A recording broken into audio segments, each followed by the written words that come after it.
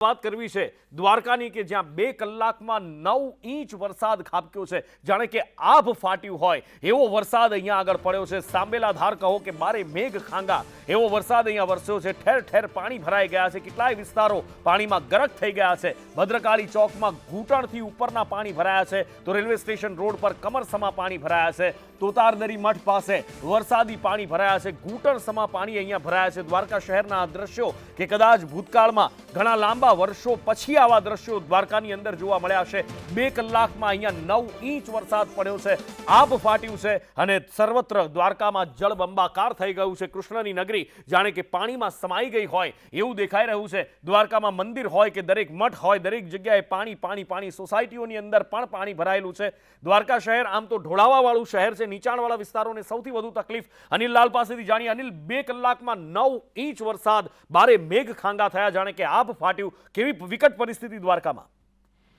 જી નુપુર, ચોક્કસથી કહીશ કે છેલ્લા સતત દેવભૂમિ જિલ્લામાં વરસાદ થતો, એમાં ખાસ કરીને જે 2 દિવસ સતત કલ્યાણપુર તાલુકામાં વરસાદે ગમરોળ્યું હતું સમગ્ર ગ્રામ્ય વિસ્તારોને, અને ત્યારે દ્વારકામાં માત્ર ને માત્ર સામાન્ય વરસાદ રહેતો હતો અને આજે ભગવાનની મહેર કહો કે કહેર કહો, અચાનક 2 કલાકમાં જે 9 ઇંચ વરસાદ આપીને જાણે આભ ફાટી હોય તેવી દ્વારકાની પરિસ્થિતિ ઊભી કરી દીધી છે ને સમગ્ર દ્વારકામાં પાણી પાણી ફરી વળ્યા છે। ખાસ કરીને જે રેલવે સ્ટેશન રોડ છે ત્યાં તોતાત્રી મઠ આવેલો વિસ્તાર છે, આ વિસ્તાર ઉપર કમરડૂબ પાણી હતા ને તોતાત્રી મઠની અંદર જે રહેણાંક વિસ્તાર છે તેમાં પણ ઘરમાં પાણી ઘૂસી ગયા છે। અને ખાસ કરીને જે ભદ્રકાળી ચોક વિસ્તાર છે, આ ભદ્રકાળી ચોક વિસ્તાર જે મુખ્ય કહેવાય, ત્યાં આ વિસ્તારમાં બેંકો છે, એટીએમઓ છે, રેસ્ટોરન્ટ છે અને ક્યાંક ને ક્યાંક લોકોના ટ્રાવેલિંગ માટે પણ અહીંથી અવર જવર કરતા હોય છે, યાત્રિકોના મુખ્ય માર્ગ ગણાય છે, ત્યાં પણ પાણી પાણી થઈ ગયા છે અને જે દુકાનો હોય, રેસ્ટોરન્ટ હોય તેમાં પાણી ઘૂસી ગયા છે અને હાલમાં જે દ્વારકા સમગ્ર છે ત્યાં